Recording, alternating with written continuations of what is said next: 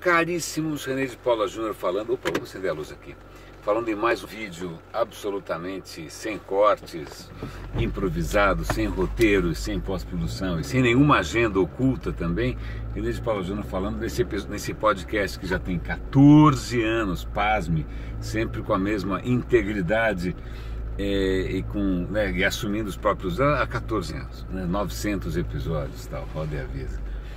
E sempre sem colocar em risco pedestres e animais silvestres e outros veículos, porque eu normalmente, quando gravo no carro, eu ligo a câmera enquanto eu estou parado e vou desligar de novo só enquanto eu estou parado. Então, portanto, não estou aqui fazendo nenhuma estripulia, não estou respondendo WhatsApp nem nada. Bom, mas a questão é a seguinte: esse formato que eu escolhi há anos e anos atrás, na verdade, trabalha contra mim, porque a gente está acostumado, ou pelo menos o mercado está acostumado, a levar mais a sério quem está engravatado, quem está num bom palco, quem tem um PPT extraordinário, para quem trabalha para alguma empresa daquelas super bacanas, que impressionam no currículo.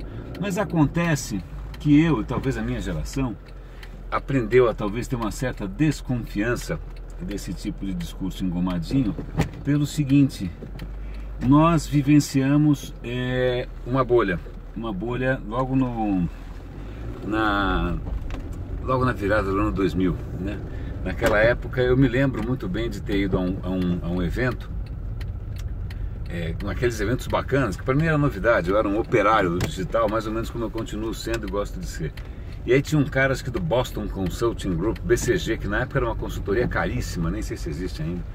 E o cara mostrando assim gráficos com crescimentos exponenciais para a questão do digital. Na época ninguém falava em exponencial, essa é uma moda recente. E eu olhei, nossa, o futuro vai ser brilhante. Um mês depois, o mundo acabou, porque estávamos dentro de uma bolha quase obscena, quase pornográfica, de tão bolha. E esses caras todos, ou por agenda, ou por cumplicidade, ou por querer vender o próprio peixe e tal, não estavam ali acusando o risco iminente.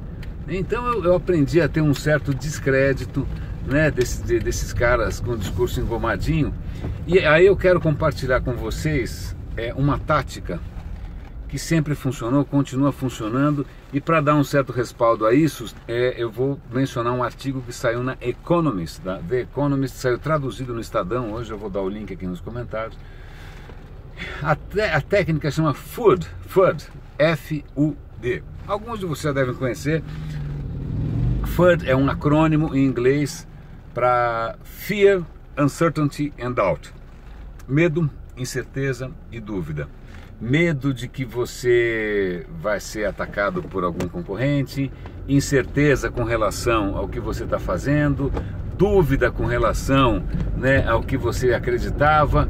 Então, nesse mundo, eu acho que isso deve ser comum talvez a outras áreas, mas no mundo de tecnologia, jogar com o fator medo, jogar com o fator incerteza, sempre funcionou, e não é uma coisa nova. Eu lembro que há muitíssimo tempo atrás, muito antes de haver internet, já havia uma expressão, quer dizer, um ditado, uma piada que falava o seguinte: ninguém é demitido por contratar a IBM. Isso é FUD clássico, porque significa o seguinte: veja, nós somos sólidos, nós somos grandes, nós somos infalíveis e a gente cobre o seu rabo. Cover your ass, Se você escolher a gente, você não vai colocar sua reputação, carreira em risco. Isso quer dizer o quê? Olha, se você olhar para o lado, se encantar com as piriguetes, for atrás de alguma modinha, veja bem, isso pode dar para trás e você pode dançar. Então a IBM lá atrás, é lógico, a IBM agora tem uma pegada diferente, mas lá atrás essa era uma das estratégias, e é uma das estratégias que sempre foi usada no mercado de TI. Portanto, toda vez que você sentir que alguém está tentando te ameaçar com alguma coisa iminente, tentando colocar em xeque aquilo que você está fazendo, lembre-se que essa pode ser uma estratégia absolutamente clássica, manual de instruções, para você tentar influenciar quem toma decisões em tecnologia. Por que eu mencionei o artigo da The Economist? Porque o artigo era sobre disrupção. E disrupção e bicho-papão, alguma coisa assim. O artigo está em português, o artigo é muito bom. Eu recomendei no meu LinkedIn, no meu Facebook, no meu Twitter, na reunião de condomínio, qualquer lugar eu estou recomendando essa história, porque ele mostra o seguinte, que esse papo de disrupção vem sendo usado como FUD faz tempo. Tipo, sua empresa vai morrer. Se você não fizer tal coisa, Second Life, sua empresa vai morrer. A disrupção. E virou um bicho-papão. E o que o artigo faz, que eu achei genial, eu também sempre tentei alertar dessa maneira, mas eu não tinha os dados que a Economist tem, é mostrar que, na verdade, a tal da disrupção não mudou tanta coisa assim. Claro, uma indústria ou outra teve um impacto razoável, mas muitas vezes o impacto é muito menor do que a gente imagina. Eu já vou até explicar por quê. Por exemplo, Airbnb acabou com os hotéis. Não, os hotéis vão bem, obrigado. A digital acabou com a televisão. Não, vai bem, obrigado. Ele cita números, ele cita o valor das ações, o quanto valem as ações das empresas de televisão, quanto valem as ações das empresas de... Aí ele cita várias empresas que a gente acha que foram desrompidas, ou seja, o que for, e ele mostra que, olha, na boa, não mudou tanto assim, né? Na boa, lógico, temos novidades, temos novos recursos e tal, mas não houve nenhuma tragédia como se anuncia, o medo não é tão grande. E aí uma coisa que ele menciona é que, na verdade, as empresas, um cara nervoso aqui do lado, as empresas não são burras, né? Aliás, muita gente tende a passar a impressão, o cara está numa corporação, ele é uma anta, é um preguiçoso, é um burro, está desatualizado. Não, né? A corporação tem dinheiro para mandar o cara para Singularity, para Hyper Island, para eventos do Gartner, né? E aí esses caras todos já estão se estruturando faz tempo. Aliás, eu tenho duas histórias pessoais, talvez até mais duas, mas duas já me ocorrem prontamente. Recentemente, um cara que trabalha numa montadora de automóveis, gigante, o cara tem uma responsabilidade regional, ele me chamou para tomar um café e conversarmos sobre coisas exponenciais, que é o novo hype, que eu questiono profundamente, é hype total. E quando eu perguntei o que eles estavam fazendo, na boa, eles estavam mais adiantados do que qualquer... Ele falou, não, a gente já considera um cenário em que os jovens não vão mais querer ter carros, nós já estamos pensando em carro como serviços, a gente já está comprando startup. Uau, né? Uau, esse cara, né, já está fazendo tudo que tinha que estar fazendo.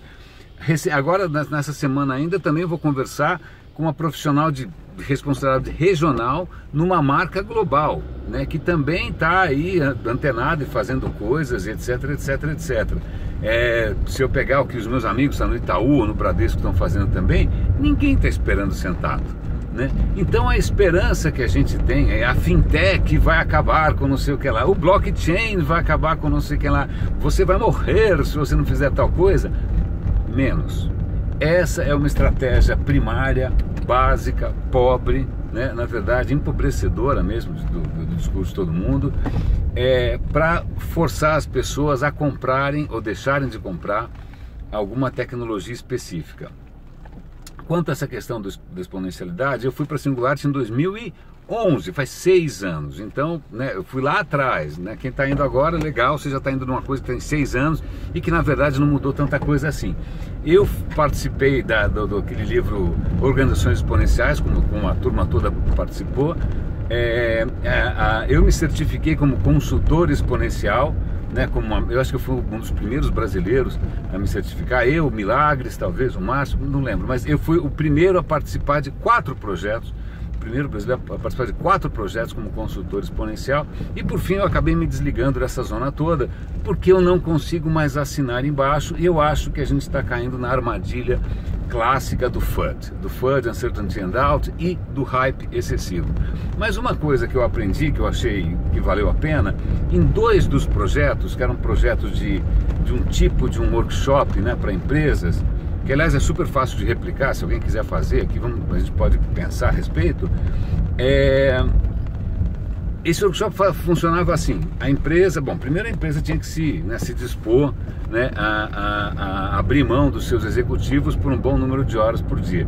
Mas a empresa escolhia seus executivos top ali, a gente dividia esses executivos em 3 turmas, aí uma das turmas todo mundo tinha uma lição de casa para resolver em 10 semanas. Em 10 semanas, um grupo tinha que inventar um negócio que matasse o negócio atual. Você tinha que praticamente criar o seu pior algoz, né? Você tinha que bolar qual seria o negócio para matar o seu negócio. Segundo time teria que repensar os processos internos da empresa, o que a gente teria que alterar no nosso modus operandi para evitar ser disruptado, né? O que a gente tem que mudar. E o terceiro grupo teria que escolher alguma startup de qualquer área em que valesse a pena a empresa investir para se prevenir. Legal, a metodologia tinha lá algumas melhorias possíveis, dá para localizar para o Brasil, ok, não precisava ser tão cara, mas uma das coisas que eu acho fenomenais é ver que empresas já estão se mexendo e muitas vezes, isso é uma coisa curiosa, né? A gente fica aí desprezando empresas e corporações e tal, na boa, elas têm mais recursos, mais alcance, mais tudo do que qualquer cara na garagem. Eu já fui um cara na garagem, eu sei o quanto é desesperador você não ter acesso a nada, você não sabe nada, você não tem dinheiro para ir para os eventos, você não tem dinheiro para contratar não sei quem. Felizmente agora eu estou num projeto super bacana de nuvem, uma solução na nuvem, que a gente contratou o Gartner e, puxa, está sendo bárbaro, está ajudando a gente a estruturar melhor o nosso discurso, o nosso posicionamento e tal. Mas isso é porque a gente não é uma startup de garagem, a gente é uma empresa com quase 20 anos de estrada. Mas voltando aqui, só para recuperar o fio da meada, e para de novo levantar a bola do artigo da The Economist, por favor leiam, está hoje no Estadão, está em português, não tem desculpa. Se você não paga o Estadão, não gosta de pagar jornal, bom, problema seu, né? Nada custa mais caro do que não investir em conteúdo, em educação. E aí, a questão é a seguinte: o papo todo de disrupção, que vai ser aquilo que vai matar todo mundo, cara, não. As empresas espertas, né, as empresas que estão ligadas, elas estão se reorganizando, e, as mudanças não são tão grandes assim. Ah, tá bom, temos uma Amazon que matou... Ok, existem cenários pontuais, mas usar esses cenários pontuais para achar que isso representa todo o resto, né, para achar que um garoto de cueca vai conseguir desbancar um império que tem não sei quantas dezenas de milhões de clientes e que tem recurso, e que tem gente inteligente, que tem o amor à marca, etc e tal, cara, menos. Tanto é que, e aí essa é a minha tese, eu acho que 99% das startups que estão nos cubos e incubadoras da vida, o sonho delas não é disruptar ninguém, é ser comprada pelo Itaú, pelo Bradesco, pelo Google. O cara quer ser vendido e boa e viver sossegado, né? A expectativa do cara realmente, né, virar um Jeff Bezos, realmente virar um Mark Zuckerberg, eu acho que é relativamente limitado. Mas acontece o seguinte, isso é um dado absolutamente inevitável. Nós, humanos, adoramos hype. A gente adora o me engana que eu gasto, né?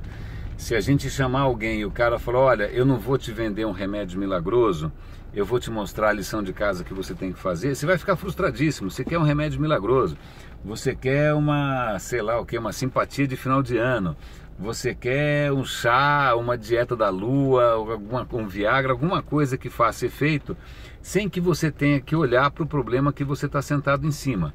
É da natureza humana. Ninguém é mais mal recebido do que o cara que aponta aquilo que a gente está tentando ignorar.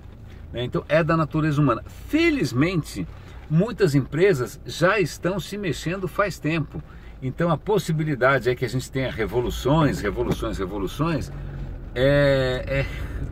Olha para trás, cara, é relativamente baixa. Quais são as empresas? Leia o artigo, veja os números, né? Até que ponto realmente houve disrupções disruptivas, exponenciais, do não sei do que. Para concluir, eu vou aproveitar que a gente tem alguns minutinhos até a gente chegar lá. Eu estou lendo um livro interessantíssimo de um cara chamado Geoffrey West, eu vou dar o link depois também, chamado Escala. E ele mostra uma coisa interessante. Quanto maior uma cidade, mais inovação ela tem, mais patentes ela tem, mais as pessoas ganham, mais as pessoas estudam. E essa relação é levemente exponencial. Então uma cidade 2 vezes maior, você tem um ganho aí de mais ou menos 15% em vários índices ligados a questões sociais, tanto positivas quanto negativas. Então uma cidade que é 10 vezes maior, realmente as pessoas vão ser mais bem preparadas, mais inovadoras e tal.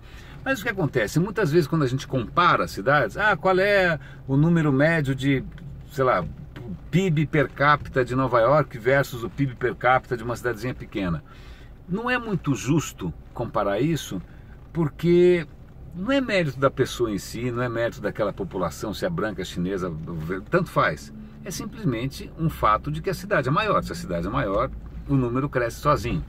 Então os caras resolveram fazer um estudo nos Estados Unidos em que eles pegaram 300 cidades e resolveram comparar vários índices, produtividade, inovação, né, capacitação, salário e tal, mas tentando abstrair o tamanho da cidade, tentando normalizar pelo tamanho da cidade, tentando tirar o efeito, que é um efeito meio automático, involuntário, do tamanho da cidade, para ver quais cidades eram essencialmente diferentes.